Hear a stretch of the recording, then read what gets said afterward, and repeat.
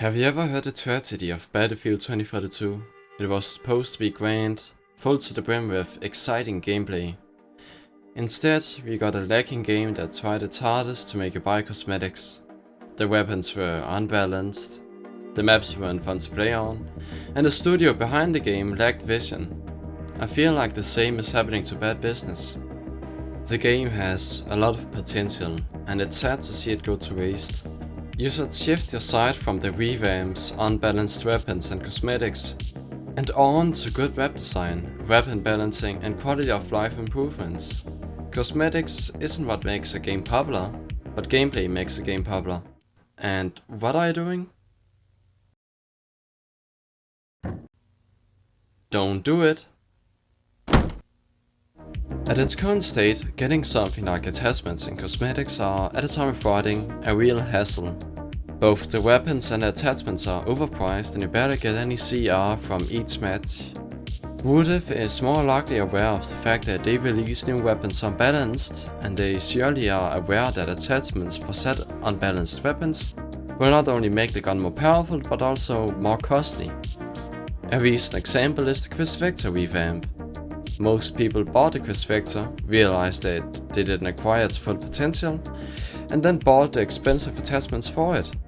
But the grind, man, it's disheartening. I know that this drives player engagement, but if Woodif nerfs the Quiz Vector in a few weeks, a lot of people that bought it would feel warped.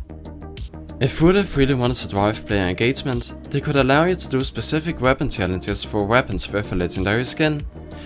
Like with the addition of a legendary skin for the XK416. They still give you the option to buy the skin, but if a player really wanted to, they could do a hard challenge to get it. Make them spend more time on the game, thus driving engagement. Of course you could say that acquiring 6,000 credits is in and of itself a challenge, but you wouldn't spend that many credits on a skin, would you? You would rather use the credits on attachments, other weapons, and even universal skins. And I know that it might be hard for Woodif to understand this, but they should stop releasing weapons until they have balanced the previous ones. It will get harder and harder for them to balance weapons accordingly, the more they have at a time. Not only that, why is it that the PTR is something that you have to pay for? Does it drive away players from the main game? Well, players are already going away from the main game because of bad weapon balancing. Woodif could make the public test realm free and get a lot of data from it to make a balanced and fun weapon. But instead they opted to make it exclusive to people that spend 100 Roblox to get in, and use the PTR to advertise new weapons and maps. Woodif is using the PTR wrong. Another thing that makes Bad Business less engaging is the map design. There are specifically two maps that are a hassle to play on: Mall and Convoy. Mall is too saturated compared to other maps, and Convoy has multiple parts of the map that isn't utilized.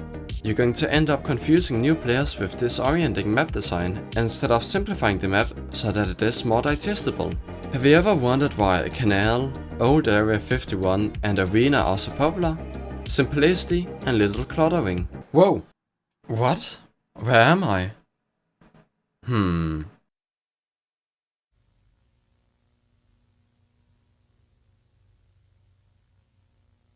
What is that? Anybody here? Hello?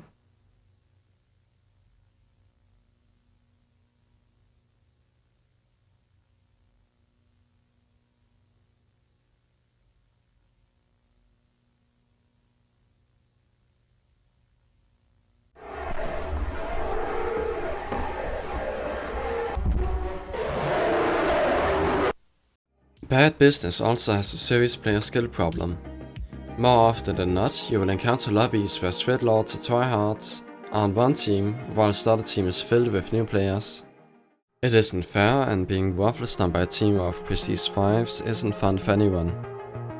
If a new player were to experience a full team of Prestige 5s going against his team, that player would probably quit the game and search for something else. A lack of team balancing drives new players away from the game, and Bad Business won't grow anymore.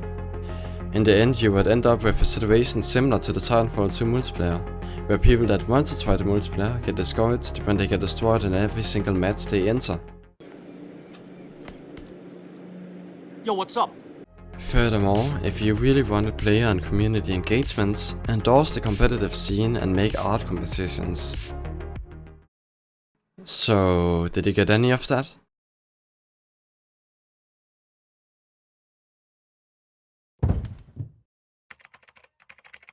No.